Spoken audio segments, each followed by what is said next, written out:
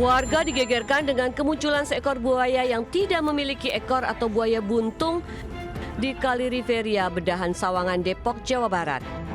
Warga mengaku sangat khawatir karena lokasi kemunculan buaya buntung ini sering digunakan anak-anak dan warga untuk berenang. Meski ukuran buaya sangat kecil, warga takut jika induk buaya bisa saja muncul memasuki permukiman hingga bisa jadi melakukan penyerangan. Peristiwa ini membuat warga semakin waspada terhadap keberadaan satwa liar di sekitar pemukiman. Dari Depok, Jawa Barat, Iyung Rizky, iNews melaporkan.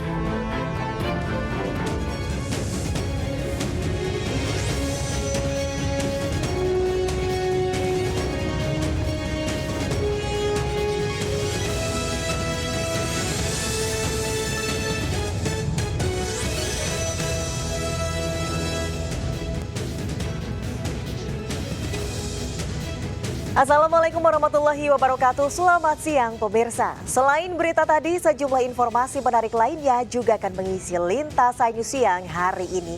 Bersama saya Deswita Bionda, inilah Lintas iNews Siang selengkapnya.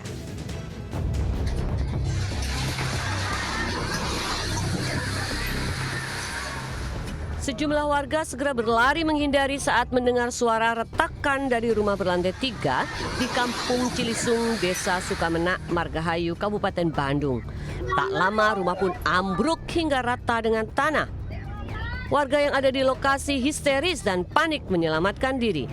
Diduga ambruknya rumah karena beton ceker ayam penyangga bangunan tidak kuat menahan beban bangunan. Beruntung tidak ada korban jiwa akibat kejadian ini. Petugas rescue damkar Kabupaten Bandung segera ke lokasi membersihkan reruntuhan bangunan yang menutupi jalan. Sakra yang panjang gitunya retak itu keras. Udah gitu teh langsung meletakkan di atas. Gitu lah berapa menit langsung hancur.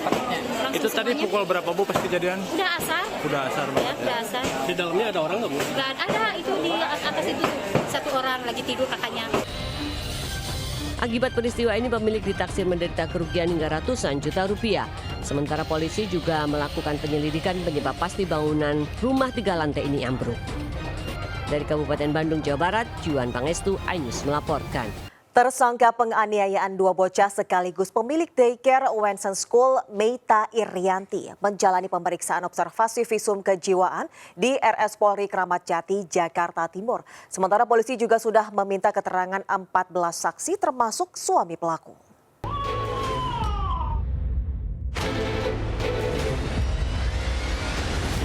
Meita Irianti, pemilik daycare yang menjadi tersangka penganiayaan 2 bocah di daycare Wensen School di kawasan Depok, Jawa Barat, menjalani perawatan di Rumah Sakit Polri Kramat Jati. Selain pemeriksaan fisik, Meita juga menjalani observasi visum kejiwaan selama 14 hari ke depan. Sementara polisi telah memeriksa 14 saksi kejadian, mulai dari suami dan orang tua pelaku serta guru-guru di Wensen School. Dokter psikiatri ini diberikan kesempatan 14 hari untuk mengobservasi. Jadi kadang-kadang berbeda antara visum psikiatrikum dengan pemeriksaan kesehatan jiwa yang biasa. Kalau pemeriksaan jiwa yang biasa tidak ada observasi. Sebelumnya, Meita Irianti ditetapkan sebagai tersangka penganiayaan 2 bocah berinisial MK dan HW yang dititipkan di daycare Wensen School. Dalam rekaman CCTV yang viral, 2 balita menjadi korban kekerasan hingga salah satu bocah terjatuh usai dianiaya pemilik daycare sekaligus influencer parenting Meita Irianti. Ironisnya saat diperiksa, Meita mengaku tega menganiaya balita karena kesal lantaran keduanya rewel. Dari Jakarta dan Depok, Jawa Barat, Tim Liputan iNews melaporkan. Pelatih renang pelaku penganiayaan guru olahraga wanita ditetapkan sebagai tersangka oleh polisi di Asahan, Sumatera Utara. Tersangka mengaku aksinya itu akibat salah paham pembagian waktu pemakaian kolam.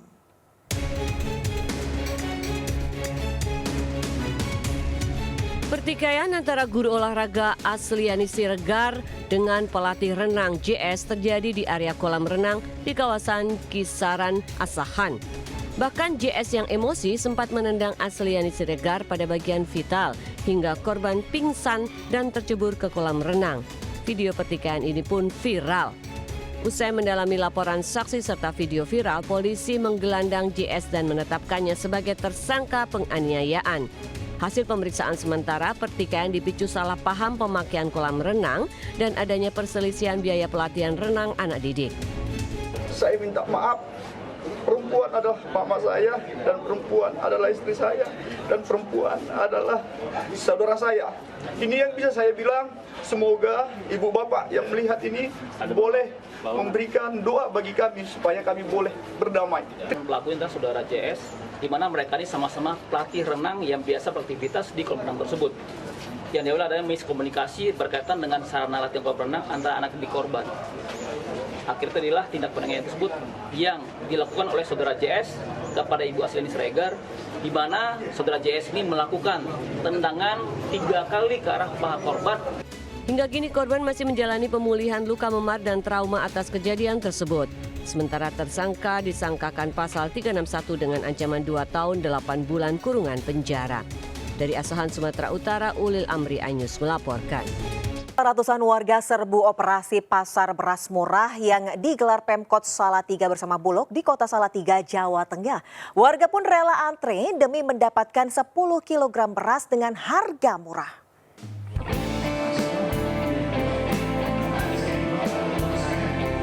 Sejak pagi hari, warga sudah antri panjang dan menyerbu operasi pasar beras murah yang digelar Pemkot Salatiga bersama Bulog di Kota Salatiga. Satu orang hanya diberi jatah membeli 10 kg beras seharga Rp114.000. Pada operasi beras murah, Pemkot Salatiga bersama Bulog menyediakan 28 ton beras jenis medium C4 yang disebar di 4 kecamatan. Warga mengaku senang dan sangat terbantu dengan adanya operasi pasar murah karena bisa menghemat uang belanja. Operasi beras murah ini digelar untuk menekan tingginya harga beras di pasaran. Jadi biasanya harganya 5 kilo itu bisa 75.000. Kalau ini kan cuman 8.000 apa berapa ya? Sangat membantu gitu. Iya. Selain beras, penyelenggara juga menggelar operasi sembako murah lainnya guna meringankan beban warga. Dari Salatiga, Jawa Tengah, Lurisa Lulu, iNews melaporkan. Jelang upacara HUT ke-79 RI di Ibu Kota Nusantara, permintaan jasa rental mobil di Kota Balikpapan, Kalimantan Timur mendadak naik drastis. Tingginya permintaan bahkan membuat harga sewa mobil meroket mencapai Rp35 juta per hari.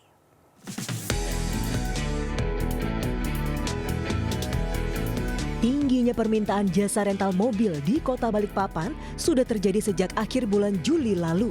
Melonjaknya permintaan merupakan dampak dari rencana pemerintah yang bakal menggelar upacara peringatan HUT ke-79 RI di Ibu Kota Nusantara atau IKN. Para pengusaha jasa rental mobil di Balikpapan pun mendadak ketiban rejeki. Bahkan tingginya permintaan membuat para pengusaha jasa rental mobil semakin kewalahan. Seluruh unit mobil milik pengusaha jasa rental mobil di Kota Balikpapan dipastikan telah terpesan hampir 100%. Pertumbuhan selama ada IKN ini kita permintaan unit sangat pesat.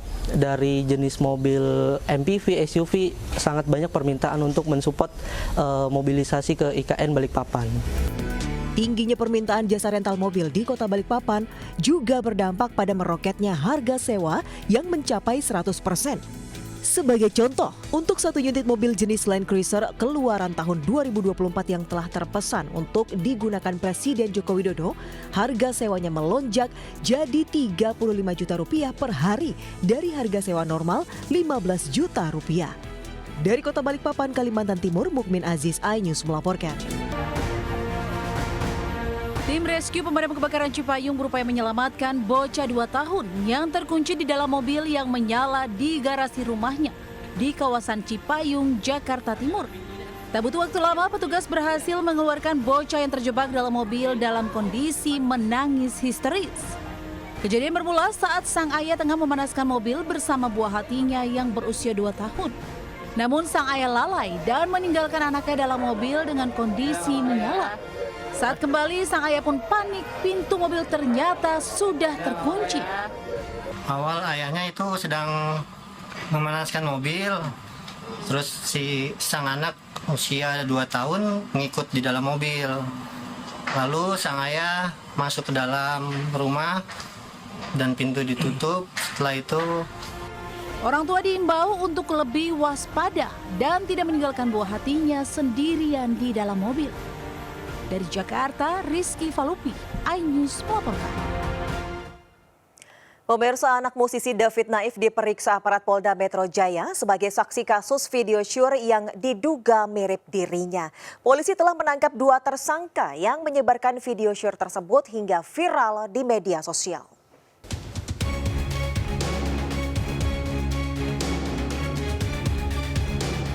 Didampingi sang ayah, David Naif, AD, terduga pemeran video syur yang sempat viral, keluar dari ruang penyidik Polda Metro Jaya Selasa sore. Tak banyak bicara, artis David Naif dan sang anak berlalu dan bungkam saat ditanya awak media perihal pemeriksaan yang dijalani. Sebelumnya, penyidik Polda Metro Jaya menjadwalkan pemeriksaan terhadap AD sebagai saksi kasus video syur yang diduga mirip dirinya. Hingga saat ini, penyidik telah menangkap 2 orang tersangka yang menyebarkan video syur tersebut hingga viral di media sosial. Polisi juga telah mengamankan sejumlah barang bukti berupa tangkapan layar hingga video syur yang diduga diperankan oleh putri vokalis band ternama itu. Dari Jakarta, Helmi Sejangbati, iNews melaporkan. Pemirsa, ribuan warga berebut tangkap ikan saat pembangkit listrik tenaga air PLTA Jelok Timo Tuntang dikuras di Kabupaten Semarang, Jawa Tengah. Warga pun senang karena bisa mendapat ikan dengan ukuran besar. Dan informasi ini sekaligus mengakhiri Lintasan News siang hari ini. Saya Desvita Bionda undur diri. Terima kasih. Sampai jumpa. Wassalamualaikum warahmatullahi wabarakatuh.